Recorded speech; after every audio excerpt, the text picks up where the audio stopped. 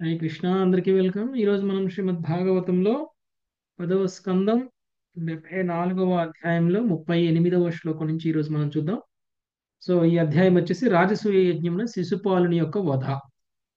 అయితే నిన్నటి వరకు మనము 37 శ్లోకాలు చూసాం. ఈ 37 శ్లోకాల వరకు కూడా చూస్తే రాజసూయ యజ్ఞాన్ని ఏ విధంగా దివ్యంగా ఎలా ఆరంభించారు, ఏ విధంగా ఎలాంటి అతిథులను పిలిచారు, అతిథులకి ఎలాంటి సత్కారాలు చేశారు, సో ఇవన్నీ కూడా మనం చూసాము.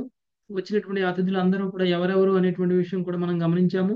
అన్ని లోకాల నుంచి అందరూ అతిథులు, లోకపాలలతో సహా దేవీ దేవతలందరూ కూడా అందరూ రావడం అనేటువంటిది జరిగింది. సో ఈ రాజసూయ యజ్ఞంలో చేయాల్సినటువంటి అగ్ర పూజకి ఎవరిని ఎంచుకోవాలి అనేటువంటి విషయంలో సహదేవుడు ఇచ్చినటువంటి సలహాని అందరూ ఏకాభిప్రాయంతో అంగీకరించడం అనేటువంటిది జరిగింది. ఆ విధంగా శ్రీకృష్ణ భగవానుడికి ధర్మరాజు అగ్ర పూజ చేస్తున్నారు. సో భావోద్వేగులు కూడా అయ్యారు. ఉమ్, ధర్మరాజు సో సరైన దర్శనం కూడా చేసుకోలేకపోయారు. ఎందుకంటే ఆ, తన కళ్ళన్నీ కూడా చెమ్మగిల్లిపోయాయి కాబట్టి అంత భావోద్వేగంలో కృష్ణుడికి ఆ, అందరి ముందు అగ్ర పూజ చేసేటువంటి అవకాశం ధర్మరాజుకి దొరకడం అదేం చిన్న విషయం కాదు. మామూలు భక్తులకి ఏం దొరకదు అలాంటిది. సమస్త విశ్వంలో కూడా శ్రీకృష్ణుడే దేవాది దేవుడు. సమస్త విశ్వానికి అగ్రగణ్యుడు ఎవరైనా ఉన్నారంటే అది శ్రీకృష్ణుడే అనేటువంటి విషయాన్ని భక్తుడు నిరూపిస్తున్నారు. సో ఆ సమయంలో కృష్ణుడి యొక్క గొప్పతనము, కృష్ణుడు ఆ దాన్ని కీర్తిస్తే కృష్ణుడికి ఆయన చేస్తున్నటువంటి సేవని ఆయన అది చాలా దివ్యమైనటువంటిది, అది ఉత్తమమైనటువంటి సేవ. అలాంటి సేవ చేస్తున్నటువంటి ధర్మరాజు భావోద్వేగులు అవడం అనేటువంటిది సహజం. ఓకే. సో భావోద్వేగులు అయ్యారు. అయితే ఈ అగ్రపూజ చేయడానికి కృష్ణుడిని ప్రతిపాదించినప్పుడు సహదేవుడు అందరూ ఒప్పుకున్నట్లే అందులోనే ఉన్నటువంటి శిశుపాలుడు కూడా ఒప్పుకున్నారు. ఎందుకు ఒప్పుకున్నారు అనేటువంటి దానికి కొన్ని దుర్బుద్ధి ఉందన్నమాట. ఆయనకి కొంత దురాలోచన తోటి ఒప్పుకున్నారు. ఏంటి ఆ దురాలోచన అనంటే, ఒకవేళ నేను వ్యతిరేకించాను అనంటే తరువాత నేను కృష్ణుడిని అవమానించేటువంటి అవకాశాన్ని కోల్పోతాను. ఒకవేళ ఎవరైనా వ్యతిరేకించారనుకోండి, వెంటనే కృష్ణుడు కాదు అగ్రపూజకి వేరే వాళ్ళు అర్హులు అని చెప్పారనుకోండి, ఆ వేరే వాళ్ళని తీసుకొచ్చి అగ్రపూజ చేస్తే కృష్ణుడిని ఎలా నిందించే అవకాశం దొరుకుతుంది? కృష్ణుడిని ఎలా అందరి ముందు ఒక తప్పు మనిషిగా నిలబెట్టేటువంటి అవకాశం దొరుకుతుంది? కృష్ణుడి యొక్క స్థాయిని దిగజార్చేటువంటి ఒక అవకాశాన్ని కోల్పోతాను అని చెప్పేసి అందరి ముందు కృష్ణుడిని నిందించాలి, అందరి ముందు కృష్ణుడు అగ్రపూజకి అర్హుడు కాదు అనేటువంటి విషయాన్ని తెలియచేయాలంటే ముందు అగ్రపూజకి ఒప్పుకోవాలి అని చెప్పేసి ఒప్పుకొని, ఒప్పుకున్న తరువాత ఆయనకి పూజ చేస్తున్నటువంటి సమయంలో శిశుపాలుడు చాలా దుర్భాషలు మాట్లాడారు కృష్ణుడిని ఉద్దేశించి. కృష్ణుడికి ఒక కులం లేదు, కృష్ణుడికి ఒక మతం లేదు. ఉం? కృష్ణుడు వర్ణాశ్రమ ధర్మంలో చెప్పబడినటువంటి ఏ నియమాన్ని పాటించడు. తర్వాత ఏ భూమి మీదైతే ఆ దివ్యమైనటువంటి వ్యక్తులు అంటే మహర్షులు సైతం నివసిస్తారో అలాంటి భూమి మీద కూడా నివసించేటువంటి అర్హత లేక పారిపోయి సముద్రం గర్భంలో దాక్కున్నారు. ఉం? అలాంటి వ్యక్తులు అలాంటి వ్యక్తులు ఎలాంటి అపవిత్రమైనటువంటి వాళ్ళంటే యయాతి శాపం కారణంగా వీళ్ళే తాగుకొని కొట్టుకునేటువంటి స్థితికి వీళ్ళు వెళ్ళిపోయారు. సో అలాంటి ఆ, వ్యక్తులు, అపవిత్రమైనటువంటి వ్యక్తులు, వీళ్ళకా మనం అగ్రపూజ చేసేది? వీళ్ళకా మీరు అగ్రపూజ చేస్తుంది? అగ్రపూజ చేయడానికి అర్హులైనటువంటి వాళ్ళు వేరే వాళ్ళు ఉన్నారు. కృష్ణుడికి ఎలాంటి అర్హత అగ్రపూజకి లేదు అని చెప్పేసి ఈయన మాట్లాడుతున్నారు. ఓకే. సో ఇదంతా మాట్లాడిన తరువాత మరి అందరూ ఎలా స్పందిస్తారు, కృష్ణుడు ఎలా స్పందిస్తారు అనేటువంటిది ఈరోజు మనం చూద్దాం. ఓకే. నెక్స్ట్ 38వ శ్లోకం. రమ్య మాతాజీ. ఏవమాధీన్య భద్రాణి భభాషే నష్టమంగళః. నిర్మోహ గంగా మాతాజీ. हरे कृष्ण प्रभुजी, दंडवत प्रणाम। एवमादीन्य भद्राणि भवशे नष्टमङ्गलः। నోవాచ కించిత్ భగవాన్ యథా సింహ శివారుతం. నోవాచ కించిత్ భగవాన్ యదా సింహ శివారుతం. హరికృష్ణ ప్రభుజీ దండవత్ ప్రణాం. సుఖదేవ గోస్వామి పలికెను, సమస్త సన్మంగళహీనుడై శిశుపాలుడు ఆ రీతిగా అవమానకర వాక్కులను పలికెను. అయినను సింహము నక్కల కోతలను ఉపేక్షించినట్లు భగవానుడు ఎటువంటి ప్రత్యుత్తరము వసగలేదు. Thank you Prabhuji. Harikrishna. Okay, already శిశుపాలుని చంపడానికి కండిషన్స్ ఉన్నాయి కృష్ణుడి దగ్గర. 100 తప్పులు చేసేంత వరకు నేను వాడిని క్షమిస్తాను, కానీ 100 తప్పులు దాటిపోయాడంటే క్షమించను, సంహరిస్తాను అనేటువంటి విషయాన్ని ఆల్రెడీ కృష్ణుడు చెప్పేశారు. మరి అలాంటప్పుడు ఇప్పుడు శిశుపాలు మాట్లాడుతున్నటువంటి మాటల్ని సంయమనంతో ఆయన వింటూ ఉన్నారు. ఉం? ఏమీ ప్రత్యుత్తరం కూడా ఇవ్వకుండా ఊరుకుంటూ ఉన్నారు. సింహం ముందు నక్కలు గనక కూతలు వేస్తే ఏ విధంగా అయితే ఉపేక్షిస్తుందో ఆ విధంగా కృష్ణుడి ముందు మాట్లాడుతున్నటువంటి దుర్భాషలాడుతున్నటువంటి శిశుపాలుని కూడా అలానే ఊరుకున్నారు. నెక్స్ట్ 39వ శ్లోకం. లక్ష్మీ ఆత్మకూర్మ. భగవన్నిందనం శ్రుత్వా దుస్సహం తత్సభాసదః భగవన్నిందనం శ్రుత్వా దుస్సాహం తస్వభాసదః కర్ణౌ పిధాం కర్ణౌ పిధాయ నిర్జగ్ముః శపంతశ్చేదితం చేదిపం వృషాం. పర్ణౌ పిదాయ నిర్మగ్ముం శపంత ఛేదిపం వృషా. అట్టి దుస్సాహమోగు భగవన్నిందను వినినంతట పలువురు సుభాషితులు తమ చెవులను మూసుకొని కోపముతో చేదిరాజును దూషించుచు అచట నుండి వెడలిపోయిరి. హరే కృష్ణ ప్రభుజీ. ఎవరైనా సరే భగవంతుడిని దూషిస్తుంటే మనం అందరం ఏం చేయాలి? అక్కడి నుంచి వెళ్ళిపోవాలి ప్రభుజీ. చెవులు మూసుకుని అక్కడ చెవులు నుంచి మూసుకోవాలి. అక్కడే ఉండి హాయిగా వినాలా? లేదు ప్రభుజీ, వెళ్ళిపోవాలి అక్కడి నుంచి. వారించాలి ప్రభుజీ, లేకపోతే నువ్వు వెళ్ళిపో. అక్కడ వారించాలి ప్రభుజీ గట్టిగా, కాని పక్షంలో వెళ్ళిపోవాలి. చాలా మంది నాస్తికులు కృష్ణుడి గురించి చాలా తప్పుగా మాట్లాడుతూ ఉంటారు. మనం కృష్ణుడు ప్రచారం చేయడానికి వెళ్తే వాళ్ళు కృష్ణుడి గురించే తప్పుగా మాట్లాడుతూ ఉంటారు. సో మనం ఏం చేయాలి? వాళ్ళ తత్వం తప్పు అని మనం నిరూపించగలగాలి. వాళ్ళు ఎందుకు కృష్ణుడి గురించి అలా మాట్లాడుతున్నారు అనేటువంటి విషయంలో మనము వాళ్ళ అభిప్రాయాన్ని మార్చేటువంటి ప్రయత్నం మనం చేయాలి.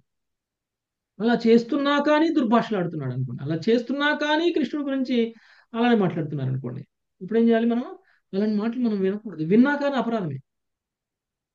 ఒక వైష్ణవ నింద చేస్తే ఎంత అపరాధమో, ఒక వైష్ణవ నింద చేస్తూ ఉంటే మనం వింటూ ఉన్నా కానీ అంతే అపరాధం. ఓకే, అక్కడి నుంచి వెళ్ళిపోకుండా లేకపోతే చేసేటువంటి వాళ్ళని ఖండించకుండా ఉంటే కూడా అదే పాపం వస్తుంది. ఆ అపరాధంలో మనకు కూడా భాగం వస్తుంది. అలానే కృష్ణుడి విషయం, ఎందుకంటే కృష్ణుడికి వైష్ణవుడికి తేడా లేదు. సో ఎప్పుడు కృష్ణే అంటారు, నా భక్తుడిని కీర్తిస్తే నన్ను కీర్తించినట్టే, నా భక్తుని నిందిస్తే నన్ను నిందించినట్టే. ఓకే, సో అది మరి అలాంటప్పుడు కృష్ణ భక్తులు అందరూ కూడా శిశుపాలుడు చేస్తున్నటువంటి ఇలాంటి మాటల్ని విని ఆనందిస్తారా? ప్రజెంట్ రోజుల్లో అయితే మనంత గొప్పవాళ్ళు ఇంకెవరు ఉండరు. మనల్ని గొప్పవాళ్ళుగా నిరూపించుకోవాలి అంటే ఇతరుల్ని గొప్పవాళ్ళు కాదని నిరూపిస్తే సరిపోతుంది. మనం గొప్పవాళ్ళం అని నిరూపించుకోని అవసరంలా, మన చుట్టూ ఉన్న వాళ్ళు గొప్పవాళ్ళు కాదు అని నిరూపిస్తే సరిపోతుంది. అప్పుడు ఆటోమేటిక్గా మనం గొప్పవాళ్ళం అయిపోతాం. అంతేకాదు, మనందరికీ అంటే జనరల్గా ఈ భౌతికంగా ఉన్నటువంటి వ్యక్తులందరిలోనూ ఆనందం ఎప్పుడు వస్తుంది అంటే, వాళ్ళు ఎవరికైనా ఏదైనా విమర్శలు చేస్తుంటే, ఎవరినైనా ఏదైనా నిందిస్తుంటే, ఎవరినైనా తక్కువ చేసి మాట్లాడుతూ ఉంటే అప్పుడు అందులో ఆనందం వస్తుంది, అందులో మజా వస్తుంది, వింటూ ఉంటారు. ఇంకొంచెం అగ్నికి ఆజ్యం పోసినట్టు ఇంకేమేమో సందర్భాలు గుర్తు చేసి, ఓ ఈ సందర్భంలో ఇలా చేశాడు, ఇది కూడా మాట్లాడంటాం, రెచ్చగొడతాం. రెచ్చగొట్టి మరి మాట్లాడిపిచ్చి అవతల వాళ్ళు మాట్లాడుతూ ఉంటే అందులో మనం ఆనందాన్ని అనుభవిస్తూ ఉంటాం. కానీ అది సరి అయినటువంటి ప్రవర్తన కాదు. ఎవరినైనా సరే నిందిస్తుంటే అందులో మనకు ఆనందం అనేటువంటిది రాకూడదు. అలా వచ్చిందంటే మన చేతనం సరిగా లేదు అని అర్థం, మన చైతన్యం సరిగా లేదు అని అర్థం. సో అలాంటివి మనము అవాయిడ్ చేయాలి. కృష్ణుడు దూషిస్తున్నటువంటి సమయంలో అక్కడ ఉన్నటువంటి చాలా మంది వ్యక్తులు కృష్ణుడి యొక్క చేస్తున్నటువంటి దూషణని వినడానికి ఇష్టపడినటువంటి వాళ్ళందరూ వాళ్ళు చెవులు మూసుకున్నారు. చెవులు మూసుకొని అక్కడి నుంచి వెళ్ళిపోయారు. ఎంత చెవులు మూసుకున్నా మాట్లాడుతుంటే వినిపిస్తూనే ఉంటుంది కదండి. చెవులు మూసుకుంటే కంప్లీట్ జీరో అయిపోతుందా వినపడకుండా? వినపడుతుంది ప్రభుజీ చిన్నగా. అందుకని అక్కడి నుంచి కూడా వెళ్ళిపోయారు. అక్కడ ఉన్నంతసేపు కూడా వెళ్ళిపోయే లోపల ఎక్కడ ఏ మాట వచ్చి చెవిలో పడుతుందో అని చెప్పేసి చెవులు మూసుకున్నారు, వెళ్ళిపోయారు అక్కడి నుంచి. ఓకే. సో అంతేకాదు, వాళ్ళు వెళ్ళడానికంటే ముందు ఛేదిరాజు అంటే ఎవరండి? శిశుపాలుడు. శిశుపాలుని ఉద్దేశించి వాళ్ళు కూడా నువ్వు చేస్తున్న తప్పు, ఇలా చేయకూడదు అని చెప్పేసి వాళ్ళు కూడా ఆయనకి కూడా వార్నింగ్ ఇవ్వడం అనేటువంటిది జరిగింది. నెక్స్ట్ 40వ శ్లోకం. సుజాత మాత. నిందాం భగవత శృణ్వం తత్పరస్య జనస్య వా. నిందాం భగవత శృణ్వస్తం తత్పరస్య జనస్య వా. తతో నాపైతి యః సోపి యాత్యదః సుకృతాచ్యుతః. తతో నాపైతి హస్సోపి యాత్యదః సుకృతాచ్యుతః. భార్గవ నిందను గాని భగవద్భక్తుని నిందను గాని వినియు వెంటనే ఆ ప్రదేశమును వెళ్ళినవాడు పుణ్యహీనుడై నిశ్చయముగా పతనము చెందును. హరే కృష్ణ ప్రభుజీ ధన్యవాదాలు. ఇప్పుడే చెప్పుకున్నాం, భగవంతుడి నిందన కానీ భగవంతుడి యొక్క భక్తుడి నిందన కానీ జరుగుతున్నటువంటి ప్రదేశంలో వింటూ ఉన్నటువంటి వాడు పతనం చెందినటువంటి వాడు. ఒకవేళ అప్పటి వరకు పతనం చెందకపోయినా ఆ మాటలు విన్న తర్వాత గ్యారంటీగా పతనం చెందుతాం. కాబట్టి వైష్ణవుల యొక్క నింద జరిగే చోట మనము ఉండకూడదు, అక్కడి నుంచి వెళ్ళిపోవాలి. నెక్స్ట్ 41. మంజులత మత. తతః పాండుసుతః క్రుద్ధాం మత్స్యకైకయ సృంజయా. తతః పాండుసుతా క్రుద్ధా మత్స్యకైకయ సృంజయాః. ఉథాయుథా సముత్తస్థుః శిశుపాలా జిఘాంసవః. ఉదాయుధా సముత్తస్తు శిశుపాల జిఘాంసవః. పిదప పాండుసుతులు మిగుల క్రుద్ధులై మత్స్యకైకయ సృంజయ వంశవీరులతో కూడిన వారై శిశుపాలుని వధించుటకు ఆయుధములను పట్టి తమ ఆసనముల నుండి లేచిరి. హరే కృష్ణ ప్రభు. ధన్యవాదాలు. కొంతమంది ఏం చేస్తున్నారు, ఇలాంటిది వినడానికి ఇష్టపడినటువంటి వాళ్ళు కొంతమంది శిశుపాలని ఏమీ చేయలేక అక్కడి నుంచి వెళ్ళిపోతే శిశుపాలని ఏదైనా చేసేసేయాలి, ఆయుధాలను పట్టుకొని మరి ఆసనముల మీద నుంచి లేచి కోపంతో శిశుపాలను వధించడానికి ముందుకు వచ్చారు. ఎవరు? పాండుసుతులు అంటే పాండవులు. ఓకే. నెక్స్ట్ 42. ఉమాదేవి మదది. తతశ్చైధ్యస్త్వ సంభ్రాంతో జగృహే ఖడ్గచర్మణి.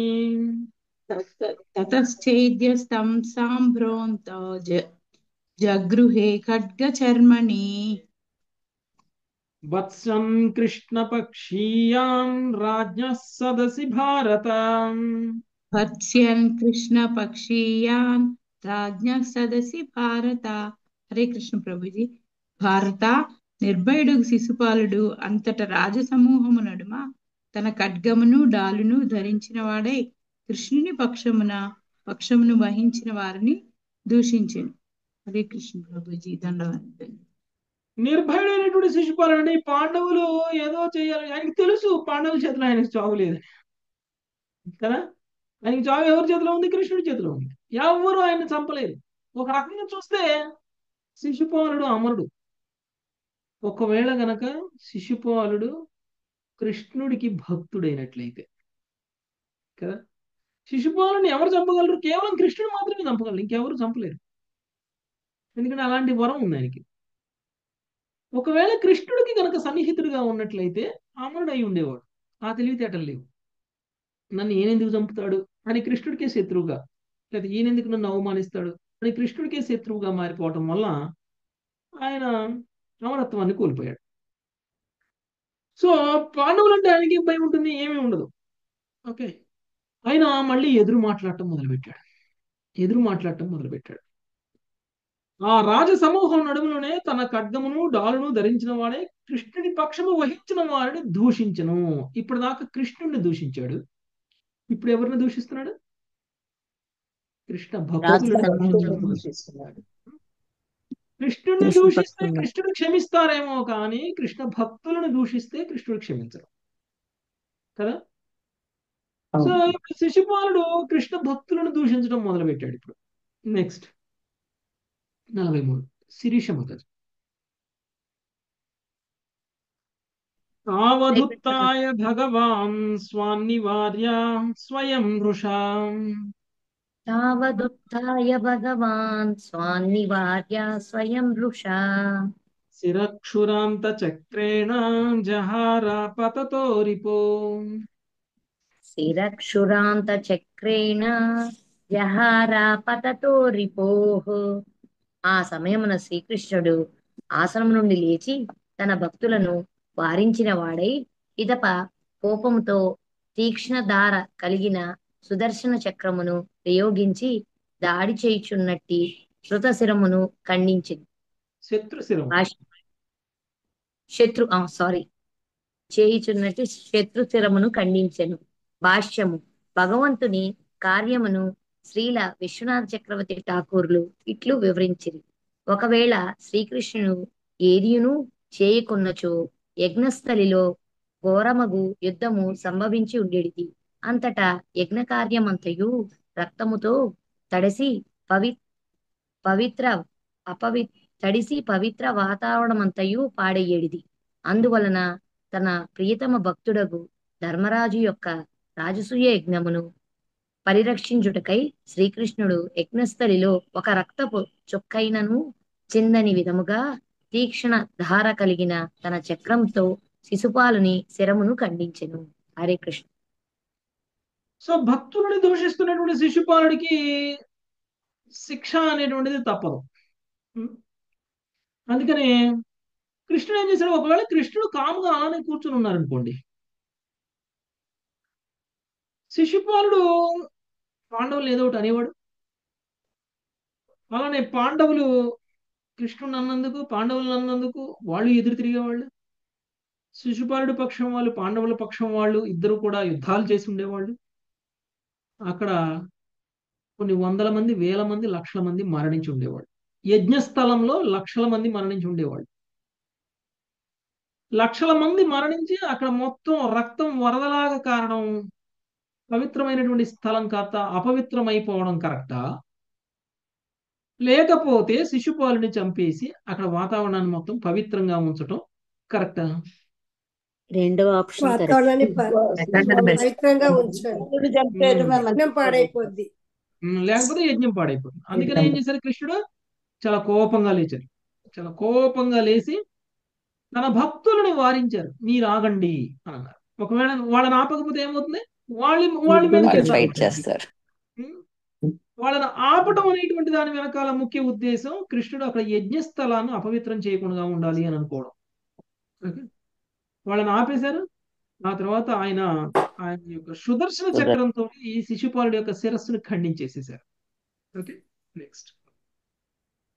శిశుపాలుడు పుణ్యాత్ముడా పాపాత్ముడా? కృష్ణుడిని నిందిస్తున్నాడు, కృష్ణ భక్తుల్ని నిందిస్తున్నాడు.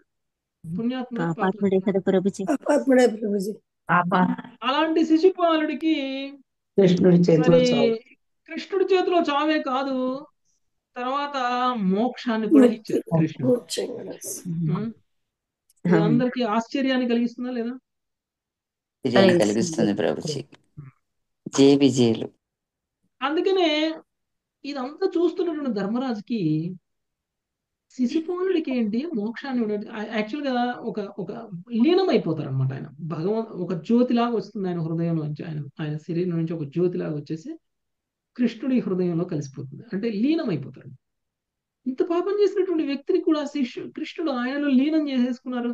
ఎంత కరుణామయుడు! అసలు ఇది ఎలా జరిగింది అని ధర్మరాజుకి అనుమానం వచ్చేసింది కదా.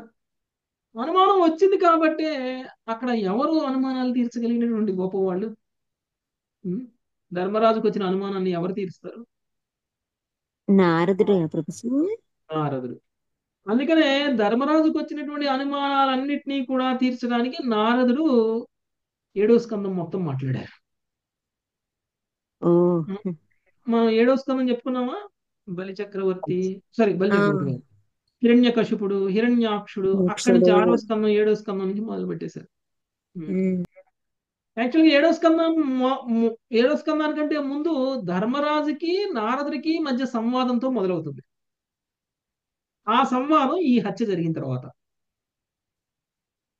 ఓకే, కృష్ణుడు శిశుపాలుని చంపిన తర్వాత శిశుపాలుడికి సాయుధ్య ముక్తిని ఇస్తారు. శిశుపాలుడికి సాయుధ్య ముక్తి ఇచ్చినప్పుడు ధర్మరాజుకి డౌట్ వచ్చేసింది. అదేంది ఇలాంటి వ్యక్తికి సాయుధ్య ముక్తిని ఎలా ఇచ్చారు అంటే, అప్పుడు నారదుడు ధర్మరాజుకి స్టోరీ మొత్తం చెప్తారు. ఈ శిశుపాలుడు ఎవరో కాదు, జయా విజయ అనే కాడి నుంచి మొదలు పెడతారు. వాళ్ళు 3 జన్మలు ఎత్తాలనుకున్నారు. అందులో ఒక జన్మ హిరణ్యకశిపుడి ధర్మం. ఆ హిరణ్యకశిపుడి జన్మలో ప్రహ్లాదుడి స్టోరీ మొత్తం చెప్పేశారు. 7వ స్కందం మొత్తం వచ్చింది. ఓకే, అలా శిశుపాలుడు దంతవక్తుడు కదా ప్రభుజీ. రావణ కుంభకర్ణులు.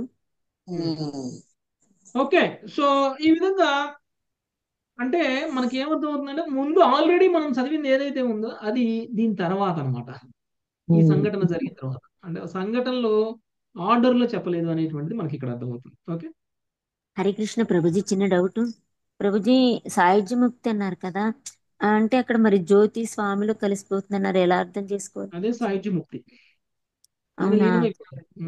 జ్యోతిలో ఐక్యమైపోవడం. మళ్ళీ తర్వాత పుడతారు. తర్వాత అంటే ప్రభుజీ నిరాకార బ్రహ్మ అంతేనా? నిరాకారం. చూద్దాం ఏం చెప్తారో విందాం, వెయిట్ చేయండి. సరే ప్రభుజీ. ఓకే, 44వ శ్లోకం. రామారావు ప్రభుజీ. శబ్ద కోలాహలోతాసి శిశుపాలే హతే మహాన్. శబ్ద కోలాహలోతాప్తి శిశుపాలే హతే మహాన్. తస్యానుయాయినో భూపాం దుద్రువుజ్జీవితైషిణః. తస్యామయాయునో భూపా రుద్రుబుద్ధివినిషిణః. శిశుపాలుడు ఆ విధముగా వధింపబడగా సభలో గొప్ప కోలాహలము చెలరేగెను. ఆ కల్లోలమును అదునుగా గున్నవారై శిశుపాల అనుయాయులకు కొందరు రాజులు ప్రాణభయముతో సభ నుండి పరుగు తీసిరి. భాష్యము. శ్రీల ప్రభుపాదుల వారి దేవాది దేవుడు శ్రీకృష్ణ భగవానుడు అనే గ్రంథము నుండి ఈ తాత్పర్యము గ్రహించబడినది. హరే కృష్ణ ప్రభుజీ. శిశుపాలుడు మరణంతో అక్కడ ఉన్నటువంటి వాళ్ళందరూ కూడా ఆనందోత్సాహాలతోటి అందరూ ఎగురుతున్నారు. కోలాహలంగా ఉన్నది. అందరూ కృష్ణుడికి సపోర్ట్ చేస్తున్నట్లు, అంతేగా, కృష్ణుడి నిర్ణయాన్ని సపోర్ట్ చేస్తున్నట్టు. ఎందుకంటే అందరూ కృష్ణ భక్తులే అక్కడ. అలా కాకపోతే వాళ్ళందరూ అక్కడికి ఎందుకు వస్తారు కదా. ఇంకోటి అగ్రపూజ జరుగుతుంది కృష్ణుడికి అని తెలిసే వచ్చారు వాళ్ళందరూ. తర్వాత కృష్ణ భక్తులందరూ ఏకాభిప్రాయాన్ని కలిగి ఉంటారు. వాళ్ళందరూ ఒకళ్ళు శత్రుత్వాన్ని కలిగి ఉంటారు కృష్ణ భక్తులు. ఓకే, ధర్మరాజు పట్ల వాళ్ళకి ఈర్ష్య అలాంటివి ఏముండవు. వాళ్ళు భక్తులే, వీళ్ళు భక్తులు.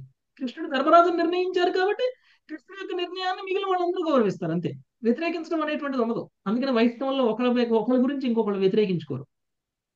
అందుకనే కృష్ణుడు తీసుకున్నటువంటి నిర్ణయం చాలా ఉత్తమమైనటువంటి నిర్ణయం అని మిగిలిన వాళ్ళందరూ కూడా కోలాహలంతో వాళ్ళందరూ కూడా ఆనందోత్సాహాలను చూపిస్తుంటే శిశుపాలుని సపోర్ట్ చేసేటువంటి కొంతమంది ఉన్నారు ఇంకా అక్కడ. శిశుపాలుని సపోర్ట్ చేసేటువంటి వాళ్ళందరూ ఏమైపోయారు, అక్కడి నుంచి భయపడి పారిపోయారు. ఎందుకంటే ఇక్కడ ఉన్నటువంటి రాజులందరూ, ఇక్కడ ఉన్నటువంటి కృష్ణ భక్తులందరూ తలుచుకుంటే మనల్ని ఏమైనా చేసేస్తారని మనకు భయం వేసింది. శిశుపాలుని చంపినట్టు మనల్ని కూడా చంపేస్తారు అనుకున్నారు. అందుకని అక్కడి నుంచి వెళ్ళిపోయారు. నెక్స్ట్ 45. సుఖోముల మాతాజీ. చైద్య దేహోత్తితం జ్యోతిర్వాసుదేవముపావిశత్. చైత్య దేహోస్థితం జ్యోతిర్వాసుదేవముపావిశత్. పశ్యతాం సర్వభూతానాం ఉల్కేవా భువి కాచ్యుతాం. పశ్యతాం సర్వభూతానాం ఉల్కేవ భువి కాచ్యుతాం.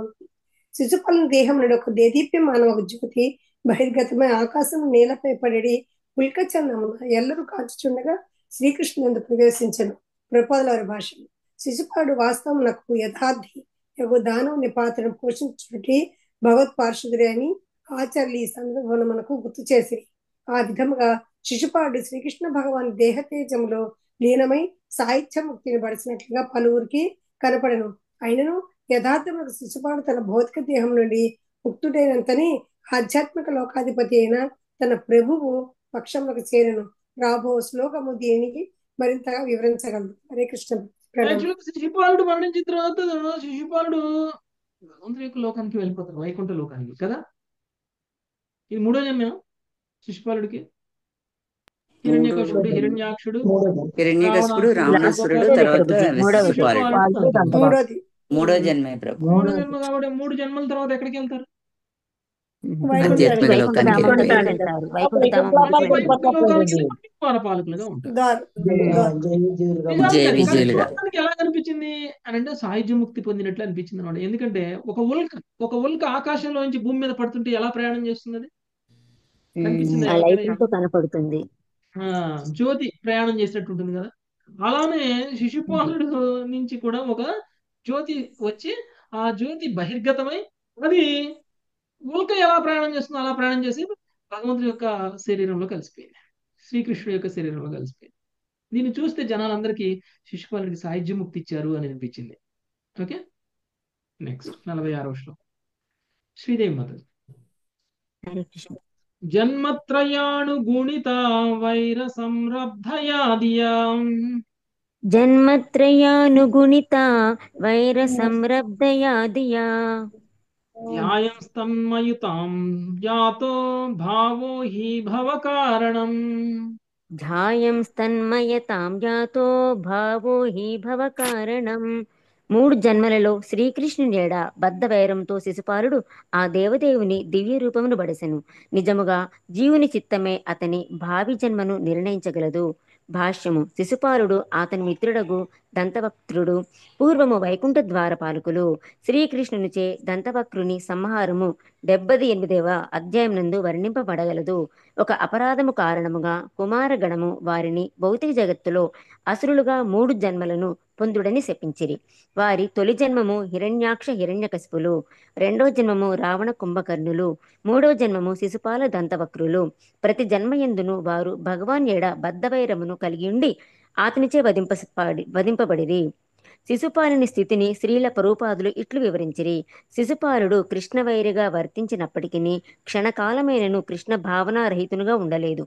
అతడు సర్వదా శ్రీకృష్ణ చింతనలోనే లగ్నమై ఉండేవాడు.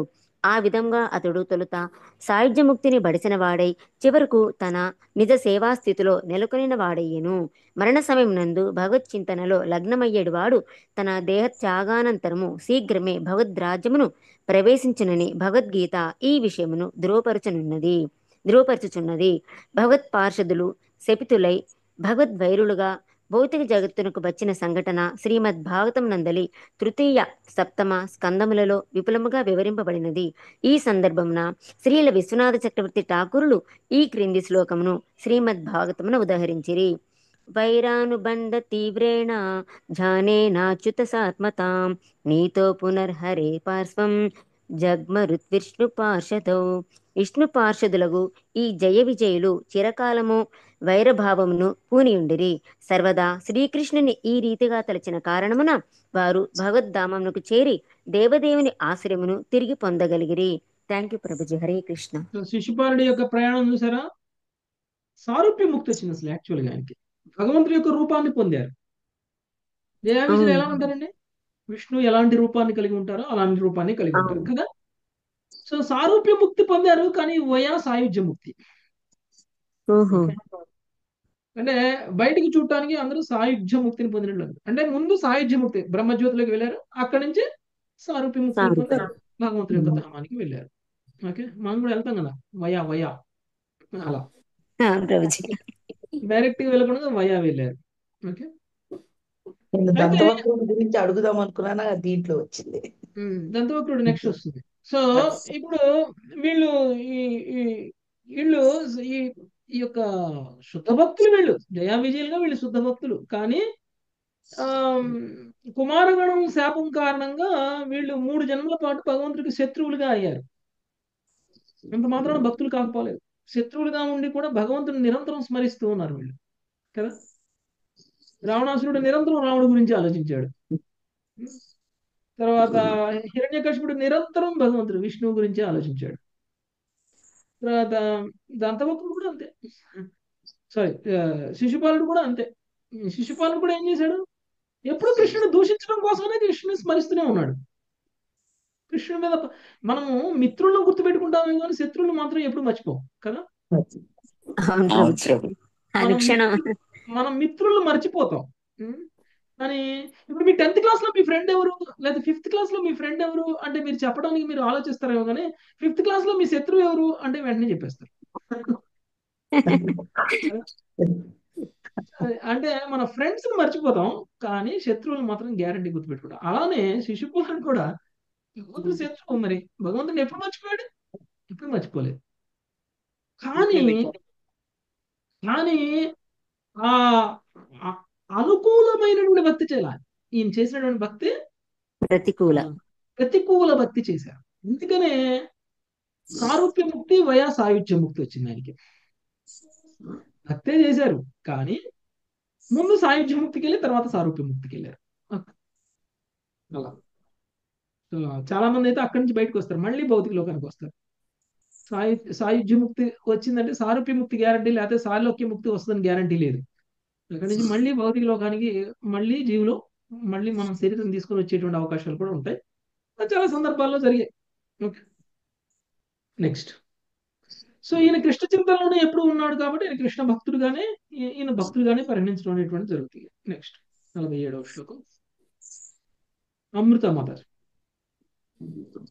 ఋత్విగ్భ్యః ససదస్యేభ్యో దక్షిణాం విపులామదాత్. అమృత మాతాజీ.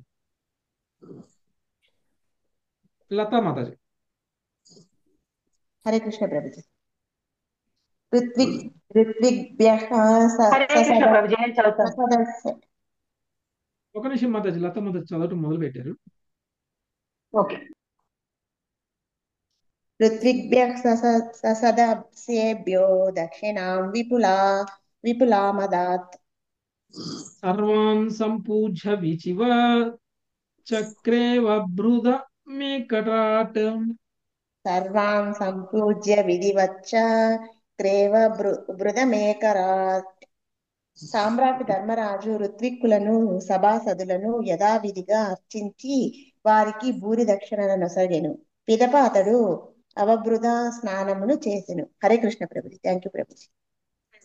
యజ్ఞకర్త యొక్క పవిత్ర స్నానం అంట అవబుధ స్నానం అంటే. ఓకే, అవబృధం స్నానం అంటే ఓకే, యజ్ఞం చేసినటువంటి వాళ్ళు తర్వాత స్నానం చేస్తారు అన్నమాట. అయితే ఈయన ధర్మరాజు ఇంతకు ముందు మనం చెప్పుకున్నప్పుడు యజ్ఞంలో వచ్చినటువంటి వాళ్ళందరినీ కూడా ఆయన సరైనటువంటి విధంగానే వాళ్ళందరికీ కూడా దక్షిణలు ఇచ్చడం.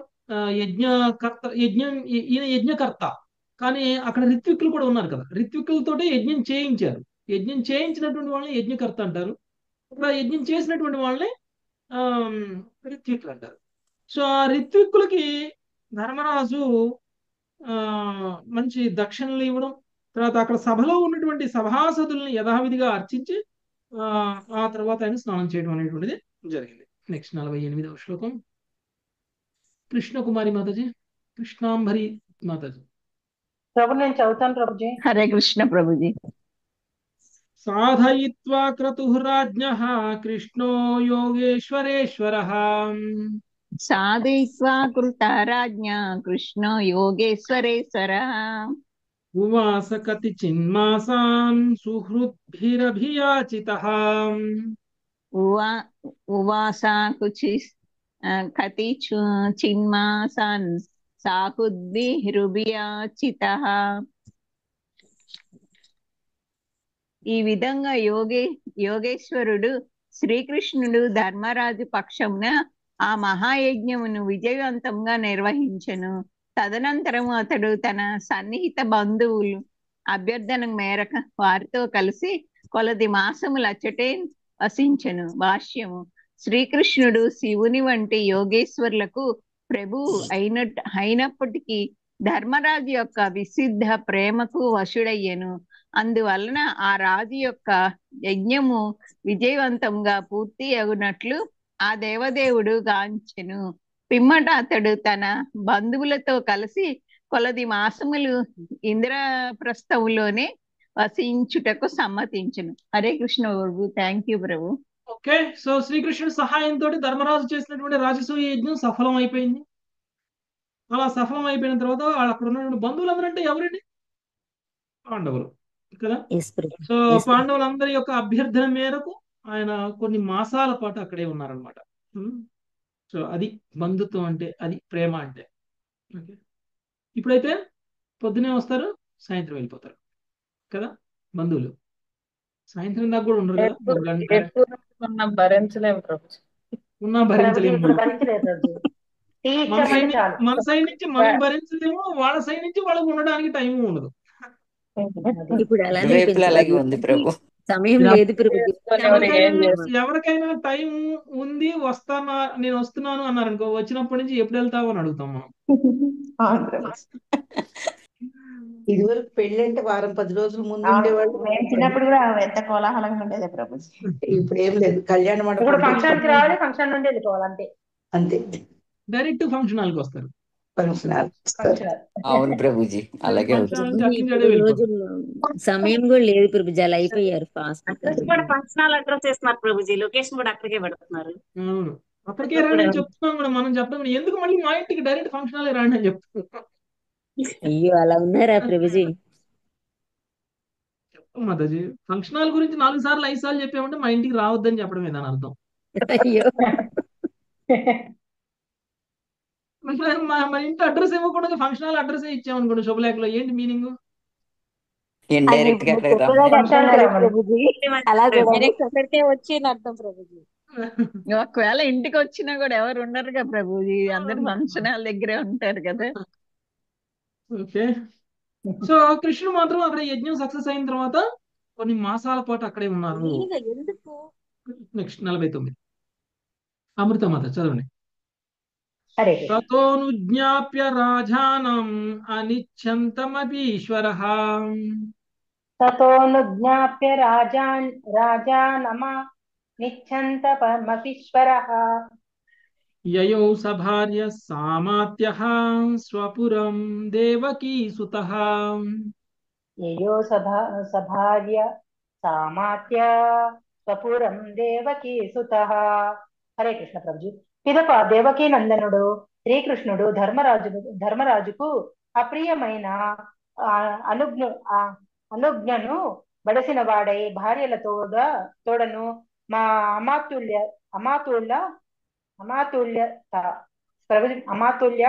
తోడను. అమాతుల్య అంటే ఏంటి ప్రభుజీ? తోడను గుడిన అమాత్యులు అంటే మంత్రులు. అమాత్యుల తోడను గూడి తన పురమునకు వెడలెను. అమాత్యులు అంటే ఏంటి ప్రభుజీ? హరే కృష్ణ. మంత్రులు. ఓకే, తనతో పాటు వచ్చినటువంటి వాళ్ళ మంత్రులు. ఓకే. సో తర్వాత కొంతకాలం ఉన్న తర్వాత, కొంత మాసాల తర్వాత శ్రీకృష్ణుడు అప్రియమైనటువంటి అనుజ్ఞను పడిసిన వాడై, ఇష్టం లేకుండా అనుమతి తీసుకున్నాడు అనమాట. అంటే వెళ్ళడానికి కూడా ఇష్టపడలేదు అప్పటికి. ఓకే, వెళ్ళాలి అని అడగడానికి ఇష్టపడలేదు, అయినా సరే వెళ్ళక తప్పదు.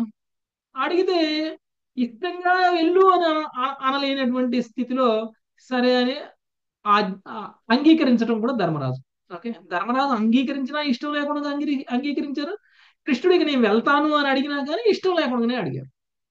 ఓకే, సో అలాంటి ప్రియమైనటువంటి అనుజ్ఞను పడిచిన వాడే భార్యల తోడను అమాత్యుల తోడను కూడి తన పురమునకు వెళ్ళను. కృష్ణుడు ఒక్కడే ఉండలేదండి, 10 మాసాలు. 16,000 భార్యలతో ఉన్నారు. ఆయన భార్యలు, ఆయన అమాత్యులు అందరూ కలిసి ఉన్నారు. ఓకే, బహుశా ఇంద్రప్రస్థాన్ని అమ్మేసేయాలేమో ధర్మరాజు వీళ్ళని పోషించాలంటే. అమ్మడం ఏమో కానీ ఉండడానికి ప్లేస్ ఎక్కడ ప్రభుజీ? అంత పెద్ద ఇల్లు, వాళ్ళకి 16,000 మంది. మన పరిస్థితి అనేది మనం అమ్మాల్సి వచ్చేది అంటున్నా నేను, వాళ్ళకి అవసరం లేదు. హరే కృష్ణ. కృష్ణ వచ్చి మీ ఇంట్లో 10 మాసాలు ఉంటారంటే మీరు అమ్మేయాలా? అమ్మేస్తాం. అన్ని అమ్మేసైనా సరే కృష్ణుడు ఉండడానికి ప్లేస్ లేదు ప్రభుజీ. ముందు చిన్న చిన్న ఇల్లు. మాతాజీ మనం ఎక్కడైనా ఉండాలి, కానీ కృష్ణుడు వస్తా అంటే మాత్రం కృష్ణుడికి మనము విడిది ఇవ్వాలి.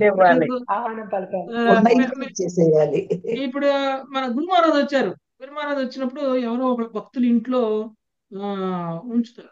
ఇంకా ఎవరో ఒకరు భక్తులు ఇంట్లో ఉంచుతారు. అప్పుడు భక్తులు ఏం చేస్తారు, మహారాజ్ మీరు ఈ గదిలో ఉండండి, మేము ఈ గదిలో ఉంటాం అంటారా? ఉండరు వారి ప్రభుజీ, మొత్తం ఖాళీ చేసి ఇచ్చేస్తారు. ఖాళీ ఇచ్చేస్తారు. చేసేస్తారు వారికి మొత్తం. ఏదైతే మెయిన్ ఉందో అది వాళ్ళకి ఇచ్చేస్తారు గురు గురు మహారాజ్ మహారాజ్. ఉన్నంత కాలం, గురు మహారాజ్ ఉన్నంత కాలం ఇల్లు ఖాళీ అలాంటి వాళ్ళు చేసేసి వచ్చినప్పుడు మనం ఇవ్వాలి కదా. ఇల్లు ఖాళీ మన చేసి ఇంటికి పక్కన రావడమే ఒక అదృష్టం ప్రభుజీ. ఉంటాం. మన ఇంటికి రావడమే ఒక అదృష్టం మనకి. అవును.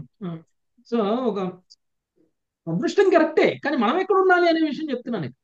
ఓకే, మనం ఏం చేయాలి, మన ఏర్పాట్లు మనం చేసుకోవాలి. మనం ఎక్కడైనా బయట అవును ఏర్పాట్లు ప్రభు. చేసుకొని అవునంతే అండి. గురు మహారాజు, మనం మధురై వెళ్ళాం. మధురై వెళ్ళినప్పుడు గురు మహారాజు ఒక ఇంట్లో ఉన్నారు, మనం అందరం గురు మహారాజు ఉన్న ఇంటికి వెళ్ళాం. అక్కడ ఆ ఎస్ ఇంట్లో ప్రభుజీ, ఎస్ ఆ ఇంటి ప్రభుజీ. ఓనర్లు ఏం చేశారు, అక్కడి నుంచి ఖాళీ చేసి వాళ్ళ తమ్ముడి ఇంటికో ఇచ్చేసారు. వాళ్ళ అన్న ఇంటికో వెళ్ళిపోయారు. అవునా కదా? అవును ప్రభుజీ, అవును అవును. ప్రభు. ఎస్ ప్రభుజీ. సో అలా ఇంకా అన్నమాట. ఇల్లు అంత పవిత్రం అయిపోయిన తర్వాత మహారాజ్ నడిచారు పాదాలతో పడి. ప్రభుజీ అందులో ఉన్న వాళ్ళు ఖాళీ ప్రభుజీ చేసి ఇంట్లో వెళ్ళిపోయారు ఖాళీ ప్రభుజీ. చేస్తే వాళ్ళకి మహారాజుకి సేవ చేసేవాళ్ళు ప్రభుజీ. ఖాళీ చేస్తారు. అంటే అబ్బో.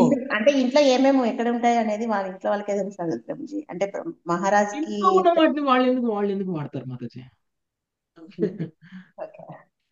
ఏమేం కావాలి, గురు మహారాజ్కి ఏం కావాలో గురు మహారాజ్కి ఏం కావాలో అవి గురు మహారాజ్తో పాటు వస్తాయి. ఆయన ఎక్కడికి వెళ్ళినా వస్తాయి. ఓకే, ఇంట్లో ఉన్న వాళ్ళు ఆయనతో పాటు వాడుకునే వస్తువులతోటి వాడి గురు మహారాజ్కి ఏం చేసి పెట్టరు అక్కడ. అంతే అండి. నెక్స్ట్ 50వ శ్లోకం మంగతాయర్ మాతాజీ చదువు. వర్ణితం తదుపాఖ్యానం మయా తే బహు విస్తరం హరే కృష్ణ. వర్ణితం తదుపాఖ్యానం మయా తే బహు విస్తరం వైకుంఠవాసినోర్జన్మ విప్రశాపాత్ క్షేపాత్ పునః పునః. వైకుంఠవాసినో జన్మ విప్రశాపాత్ పాత్మన పునః. బ్రాహ్మణ శాప కారణమున ఈ భౌతిక జగత్తులో పదే పదే జన్మలను పొందవలసి వచ్చినట్టి ఇరువురు వైకుంఠవాసుల చరితమును ఇదివరకే నేను విస్తృతముగా వివరించి తిని. హరే కృష్ణ. ఎవరు చెప్తున్నారు ఇది? నేను వివరించాను అని. ఒకదే మా చెప్తున్నాడు సుఖదేవ్ మాతాజీ. గోస్వామి సుఖదేవ్ చెప్తున్నారు. గోస్వామి చెప్తున్నారు పరీక్ష మహారాజ్కి. ఓకే, నేను ఎస్ ఇంతకు ముందే ప్రభుజీ. చెప్పాను మిగిలిన జన్మల గురించి. వీళ్ళు వైకుంఠ వాసులే యాక్చువల్ గా. వైకుంఠ వాసులే వీళ్ళు ఇక్కడికి అది అది ఇంతకు ముందు అదే ధర్మరాజు అది చెప్పాల్సిన సందర్భం వచ్చింది అక్కడ. ఆయన ఏదో ప్రశ్న అడిగారు, దానికి సమాధానం చెప్పాల్సి వచ్చింది. అది యాక్చువల్ గా వాళ్ళిద్దరికి మధ్య సంభాషణ ఎవరికి మధ్య జరుగుతుంది? మైత్రేయుడికి జరుగుతుందా? మైత్రేయుడికి విదురుడికి మధ్య జరుగుతున్నటువంటి సంభాషణలో వచ్చినట్టు కదా. సో అలా వచ్చినప్పుడు మరి అప్పుడు చెప్పాల్సి వచ్చింది. అప్పుడు చెప్పారు కదా, ఇప్పుడు చెప్పట్లేదు అని చెప్తున్నారు సుఖదేవ గోస్వామి. యాక్చువల్గా అయితే దీని తర్వాత ఈ సాహిత్య ముక్తిని చూసినటువంటి ధర్మరాజుకి దీని కంటిన్యూషన్ 7వ స్కందం అనమాట. Okay, next 51. లతా మాతాజీ చదివారా మాతాజీ? లతా మాతాజీ చదివారు కదా? నేను చదవలేదు. రమ్య మాత చదవండి.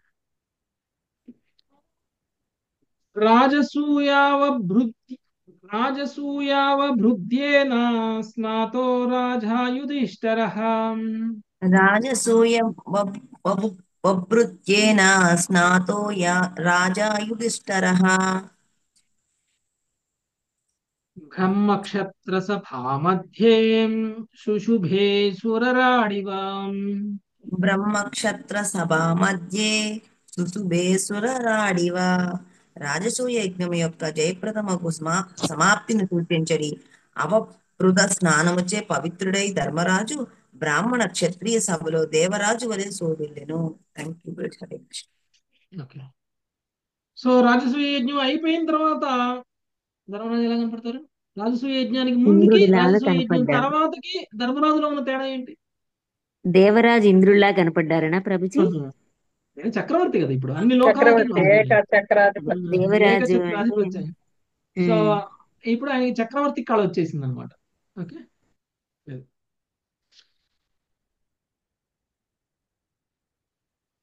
52. ఓకే, సునీత మాతాజీ. రాజ్ఞా సభాజితా సర్వే సురమానవ ఖేచరా.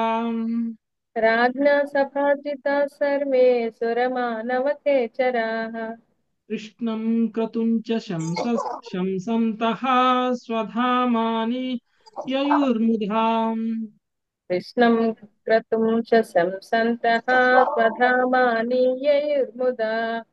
భావము దేవతలు మానవులు ఖేచరులు రాజుచే చక్కగా ఆదరింపబడిన వారై శ్రీకృష్ణుని మహాయజ్ఞమును స్తుతించుచు ఆనందముతో తమ నెలవులకు వెడలిరి. భాష్యము ఇచ్చట ప్రయోగింపబడిన ఖేచర అను పదము శివునితో కూడి ఉండేది ప్రమధులను సూచించునని శ్రీధర స్వామి అభిప్రాయపడిరి. హరే కృష్ణ ప్రభుజీ. ధన్యవాదాలు. సో రాజసూయ యజ్ఞం తర్వాత దేవతలు మానవులు ఖేచరులు రాజుచే చక్కగా ఆదరింపబడిన వారై శ్రీకృష్ణుని మహాయజ్ఞమును స్తుతించుచు ఆనందముతో తమ నెలవులకి వెడలిరి. అంటే అక్కడ జరిగిందంతా కూడా బాగా జరిగింది అని ఉన్నారు.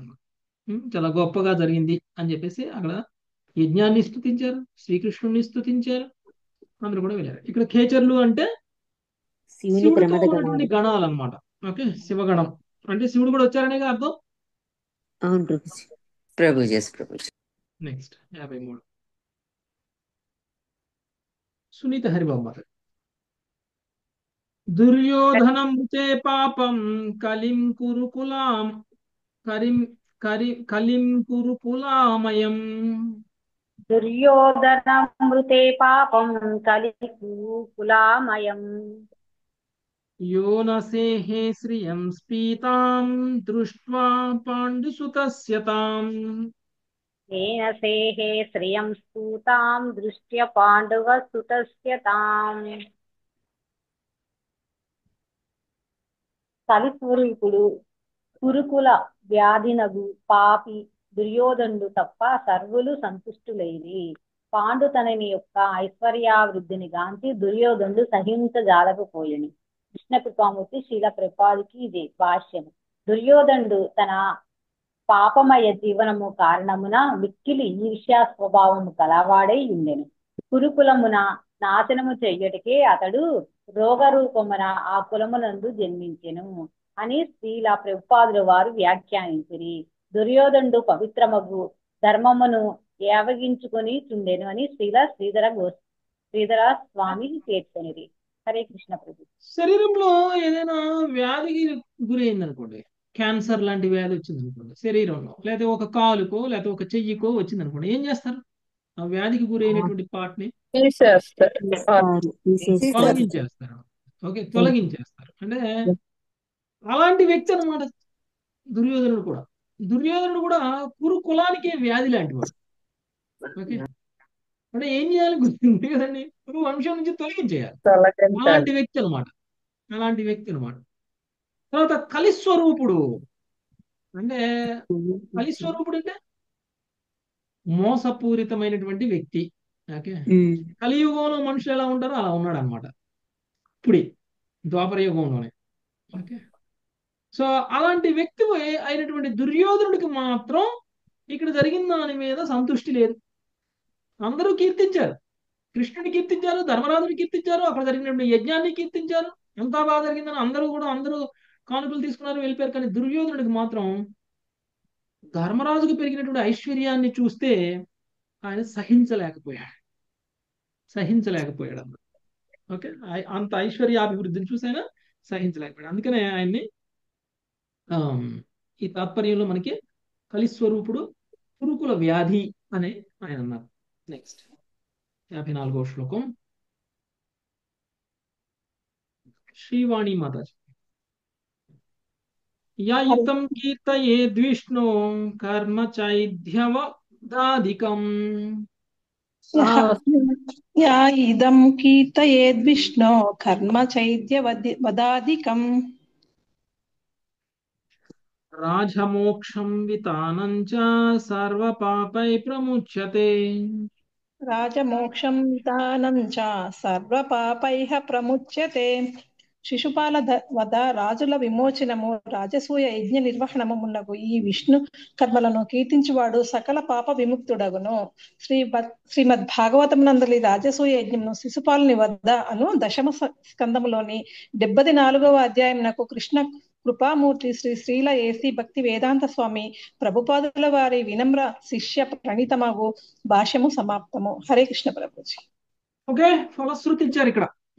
లాస్ట్ శ్లోకంలో ఫలశ్రుతి. శిశుపాలుడి యొక్క వధ, రాజుల యొక్క విమోచనము, రాజసూయ యజ్ఞ నిర్వహణము మునగు ఈ విష్ణు కర్మలను కీర్తించువాడు సకల పాపముల నుంచి ముక్తుడగును. సో ఎవరెవరైతే ఇదంతా విన్నారో, జరాసంధుడిది, శిశుపాలుడి వధ వరకు ఎవరైతే విన్నారో వాళ్ళ పాపాలన్నీ పోయినట్టు. ఓకే, పాపాల నుంచి ముక్తులైపోతారు. పాప ఫలితాలను అనుభవించాల్సిన అవసరం లేదు. ఎంతమంది విన్నారు? అందరూ విన్నాం.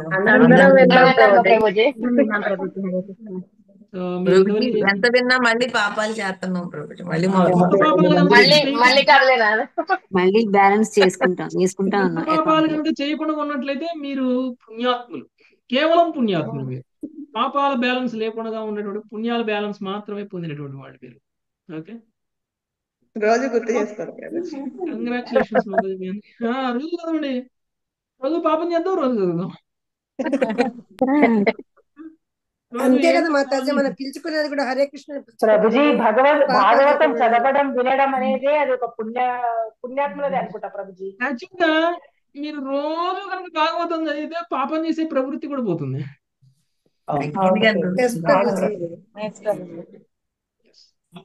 Okay, thank you very much. కాపుదాం.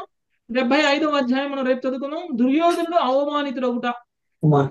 మయ సభకు వస్తారన్నమాట వీళ్ళ ఐశ్వర్యాన్ని, వీళ్ళ వైభవాన్ని చూడటానికి. ఓకే, సో ఏ విధంగా అవమానితులు అవుతాడు అనేటువంటి విషయం మనము రేపు చూద్దాం. Thank you very much.